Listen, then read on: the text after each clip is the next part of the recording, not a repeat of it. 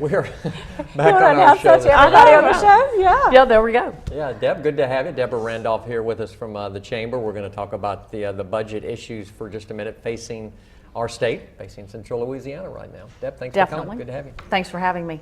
Well, as most viewers are aware, I'm sure, there's a $900 million shortfall for the rest of this fiscal year, and that is the fiscal year that ends on June 30th. Right. So the new fiscal year is another story going forward. There is a predicted almost $2 billion budget shortfall. We kind of forget about that. Right, and actually, despite what some people might think, these deficits are too big to cut our way out of. Can there be cuts? Yes, there are some cuts that are being considered by the legislature. The House passed House Bill 122, which does make some cuts, and volleyed that over to the Senate side, and that's being debated now. And also the House passed a penny sales tax, which would make the state sales tax 5 cents, a total of 5 cents, so that 1 penny, and put an 18-month sunset on it. Well, yesterday, over in the Senate Fiscal Revenue and Fiscal Affairs Committee,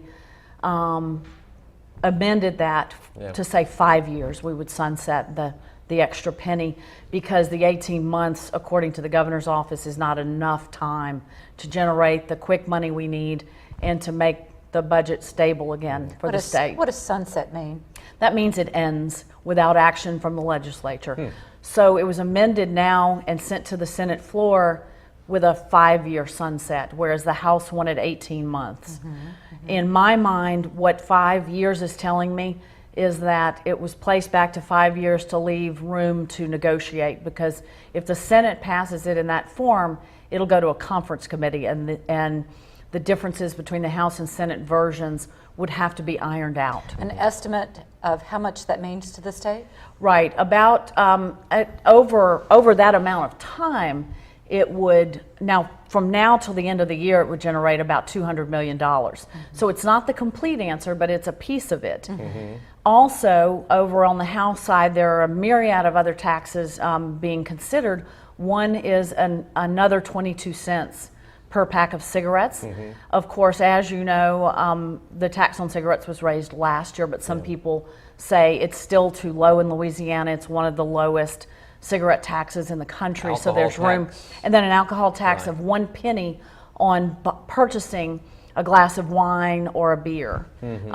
Say when you're out, it would be an extra penny on that. So not a bottle at the store, or not a six-pack at the store. Right, that's correct.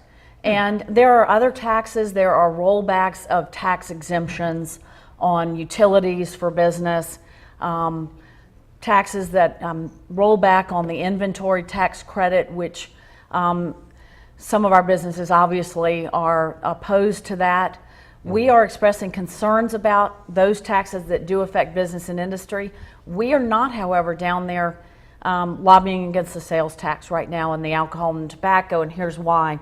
We're extremely concerned as a chamber about decimating higher education.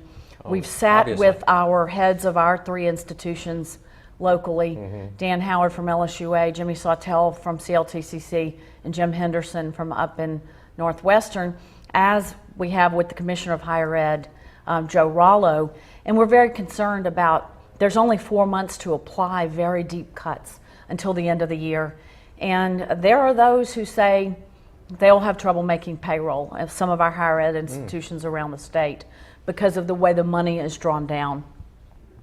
There's a big cut proposed for the Department of Education that would basically have to be applied to pre-K programs and vouchers, etc. So we're concerned about those, and so nobody likes to be for taxes. We're certainly as a chamber not endorsing any taxes, but we are realistic, and we realize that the budget is in such a shortfall state that there will have to be some tax revenue measures.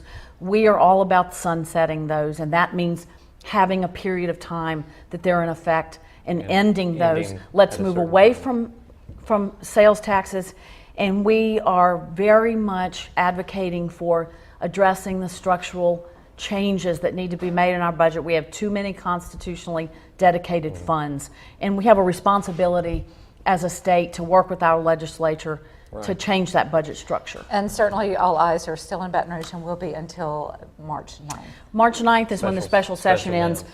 If we still have not reached the level that the governor believes we do need in order to avert this crisis, he could call a concurrent special session along with a regular session that starts March 14th, because that is a regular session. It's not a fiscal session, and so tax measures would not be able to be considered. So he could call a special. Deb, Again, Baton Rouge. Thanks Deborah, for coming. Thanks for the update. We Thanks so appreciate much. it. Appreciate it. The Outdoor Adventure Festival is about to start. We'll tell you all about it when we come back.